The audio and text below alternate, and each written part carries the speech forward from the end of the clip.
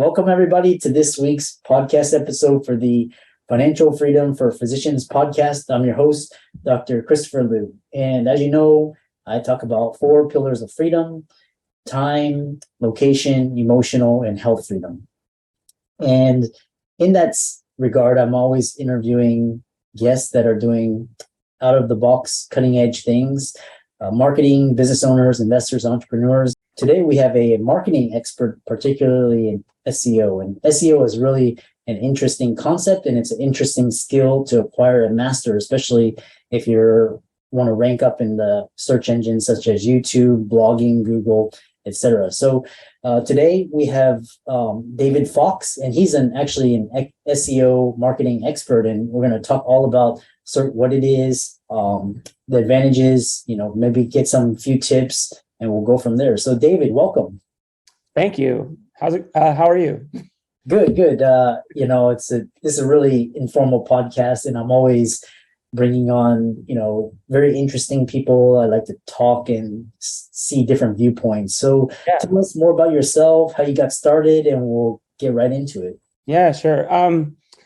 I was teaching music for about 10 years, about almost 10 years ago. I was a music teacher for most of my adult life, I guess. I'm a musician. I write songs. I'm an artist. I was more into the arts for a long time. And then as I was going along, I was like, this is really not making me a lot of money, typically the starving artist, all that stuff. So that was sort of beginning to frustrate me more. I went to school for art, fine art. And it was cool. But then the thing is, they don't really teach you a lot about marketing in the fine arts program that I was in, which is, I think, kind of unfortunate, because when I got out of university, I'm like, all right, cool. I'll just start walking into galleries and applying to different positions for art. And it was a lot harder than I thought it would be, because I just wasn't prepared for that kind of what that was. So then I just kind of stayed in the arts for a long time, maybe 10 or 15 years. And then at some point I switched over to online marketing, just because I hadn't really looked into it. But then there was just one year where I basically was really, really broke.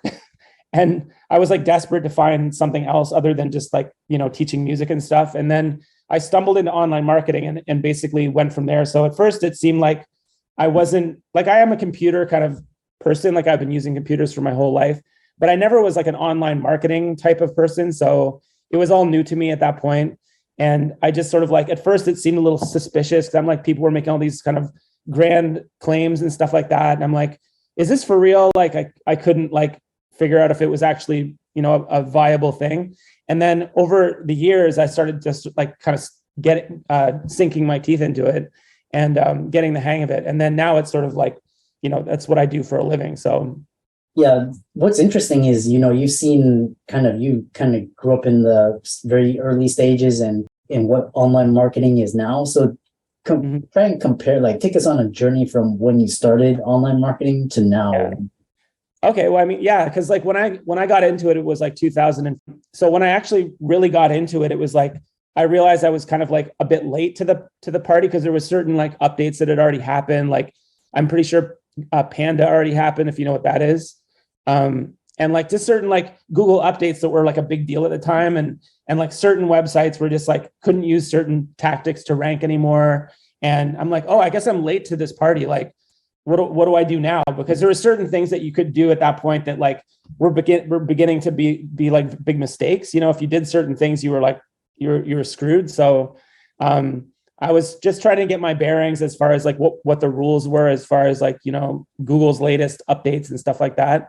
And just in general, how websites were being kind of constructed, because 2014, it was there's the people that have been in online marketing since the early 2000s, right? So for them, it's it'd been over a decade of doing this kind of stuff. And then for me, it was just it was brand new. So and even since then, it's been 7 years since then. So it's a lot has changed in that time as well.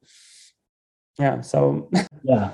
What's interesting is you talked about index and search and ranking. So this falls into the area of search engine optimization. So tell the audience about search, what it is, Mhm.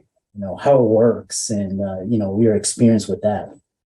Yeah, well, like initially when I was making websites, I was going about it all wrong. Just like I didn't have a clear idea of what like SEO was really about. But it's basically just a series of best practices which you apply to your website to make Google connect with your website properly, right? So one thing is like search console, which used to be called Webmaster Tools. I use a lot. I don't know if you're familiar with it or not. It's a platform that Google offers for free. It's similar to analytics, but it's actually like more like your hub with Google, where you have to submit a sitemap for your website. It basically does like diagnostics for your website, and you can see if anything's really wrong with it, and then you can also see like what it's ranking for. So once you have your website set up, then you can basically go into Search Console and like check things like crawl errors and just like the latest kind of like information on your website, like which keywords are ranking. It's different from analytics in that it actually does offer keywords. So that's like the big deal for me, because it tells you which keywords a certain post is actually being searched for. So that's valuable information. It's sort of like I use it like in conjunction with analytics to actually like kind of paint a bigger picture. A lot of people use analytics and stuff that are kind of like built-in plugins that work with WordPress or something. And I find them sort of unreliable, especially when you consider that like analytic will track your traffic. So if you're working on your website, if you don't do an IP exclusion, it will just track you and you'll think that your traffic in the beginning is like, you're doing okay, but actually it's just you working on your website. So stuff like that. Yeah. It's all, a lot of my friends, they're tech, and they're talking, it's all about analytics, the data, the traffic, the clicks, the conversion. Yeah. And if you can really understand your customer, what they're searching for, and you provide content, it's very powerful. Tell us, I guess, you mentioned a couple of to check your website, and how would people learn more about SEO, and what's just from basic beginner, how could one get started? Well, I mean, in the beginning, you have to have a website that's sort of like functional. So a lot of people kind of confuse SEO, I think, with website design or something, because I run an SEO company, and when I talk to people about what I do and stuff, they think that I'm like I'm going to make them a beautiful website with with my designing skills, but I'm not really like a website designer in that sense. I'm more like a website I do like auditing and kind of like diagnostics, because that's more important to me than the actual how beautiful it is, even though like it's nice if it looks nice. But at the same time, like you can get a theme for your website that if it looks really nice, but then there's like weird problems, like you could use what's that thing? There's like if you use too much like if you use flash animation, or if you use the wrong kind of code, like Google just doesn't even read it. So you might fancy up your website a little bit, and then Google's just like doesn't even look at it, because it's just like it doesn't even know what to do with that code. So like there's certain code that basically like your basic HTML that's on your website where Google can understand it, but other stuff that you kind of add on top of it, Google might not understand what that is. So it also like you're basically trying to rank in Google like at all times, because Google's the biggest search engine, and then second to that is like Bing or whatever. So, which functions in much the same way. So you basically want to please Google. If you're trying to rank for anything at all, you want to be like in the Google index. So you have to have an understanding of like the fact that Google is basically an index and a search engine at the same time. So it's like a directory. And if your website isn't properly calibrated, then it basically won't put you in the directory. So that's some explanation right there. Have you ever been de-indexed? I know you talk about that. Yes, I have been de-indexed, and it was like a very bad day and a bad month. Basically, it was terrible. Like it basically, when you're de-indexed, you're out of Google. So like at a certain, if you do something wrong, if you do the wrong thing, you'll get what's called like a manual action penalty. Have you ever had this? I've never had. Yeah, it's like the worst nightmare of like a person with a website, because it means you're not going to show up for anything. You've been penalized, and you have to basically prove to them that you like shouldn't be be in the box, So yeah, it's bad news. It sounds like getting deplatformed from Yeah. Instagram or YouTube or Yeah, you're out. And it's actually really unfair because the reason I got de-indexed, and this is sort of important for people to know, is that we can talk about backlinks, we can talk about like inbound links to your website where people are linking to you. So you do want to have inbound links to your website because Google is judging your trustworthiness based on your like social proof, the links that are coming to your websites. That's another thing that Search Console does is tracks your inbound links. So it's a free way to track your inbound links. Like it'll give you like a list of all the domains that are linking to you in Search Console. These are things that you can get with other tools like SEMrush or Ahrefs, that kind of thing. So it's like those things you can pay to like track your backlinks, like because people make an effort to get these links pointed to them. So if you have a good batch of backlinks, you'll get better credibility in Google, and it will actually like rank you higher based on like who's ranking to you.